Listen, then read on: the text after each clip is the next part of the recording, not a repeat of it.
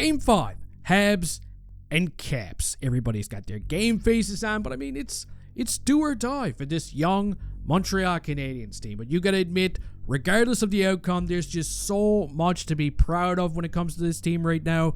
But this game review is brought to you by Miraj Trading. And if you consider yourself a card collector, if you like buying some of these hobby boxes from time to time, well, MirageTrading.com is a good tool to have in that tool belt of yours. They got hockey cards, baseball cards, Pokemon cards. They got all kinds of neat little gifts, and you can find their links in the description of today's video. But here we go.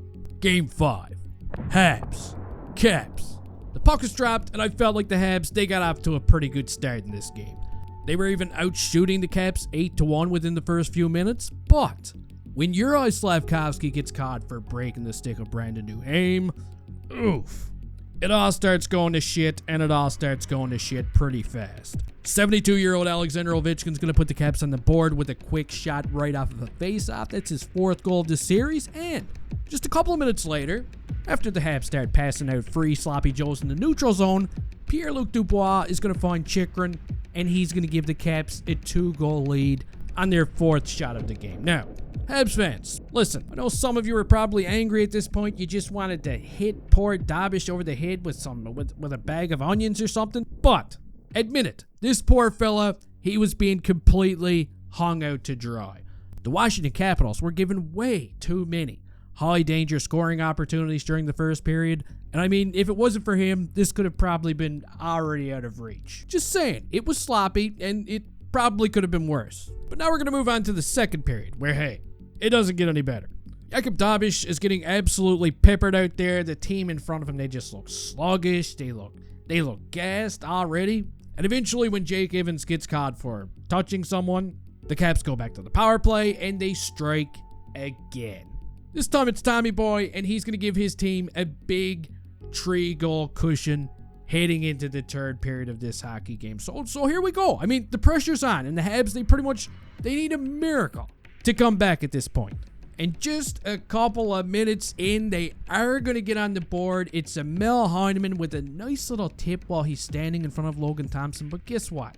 Unfortunately, this is about as far as they're going to get. Even in desperation mode, Logan Thompson somehow manages to slam the door shut on the Canadiens, and he stops everything. With the goalie pulled, the Caps, they're going to add an empty netter, and ladies and gentlemen, your final score of this hockey game is going to be 4-1 for the Washington Capitals. So please allow me to be one of the first to congratulate these little assholes. They're going to be squaring off against the Carolina Hurricanes in round 2, but you know what? As pissy as some of you probably are right now, there is a couple of things that you need to keep in mind, okay? Number 1, please don't forget it. This Habs team was the youngest team to make the Stanley Cup playoffs ever, all right? Ever. And I don't even know if they factored in the true age of Mario Armia, who now identifies as a 17-year-old rookie. The NHL's got to get on that. But anyway, this is the youngest team to ever do it.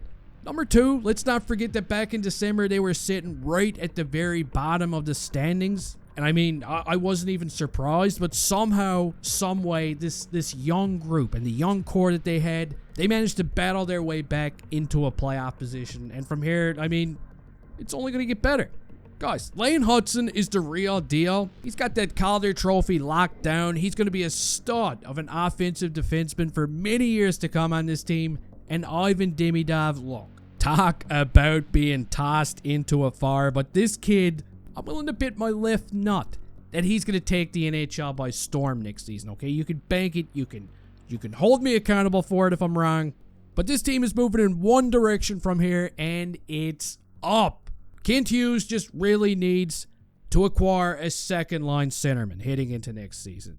Now, shout out to David Savard, who just played his last game in the National Hockey League. This guy's a beauty. He's been a great mentor. He's been a great story. But do you want to know a sad story? This is it. This is going to be the final Habs game review of the 2024-2025 season. Now, I am probably going to latch on to a different series right now, kind of like I did last year. And I'm also going to continue to cover the big news throughout the offseason. But, I mean, if there's a series you want to see me cover, you can let me know in the comments section. Thanks for coming out all season long and watching every video, guys. Honestly, like, The support that I've been getting is just unbelievable. Please don't forget to give that like button a stone cold stunner one last time before you leave here. And hey, keep that chin up, and I'll see you next time.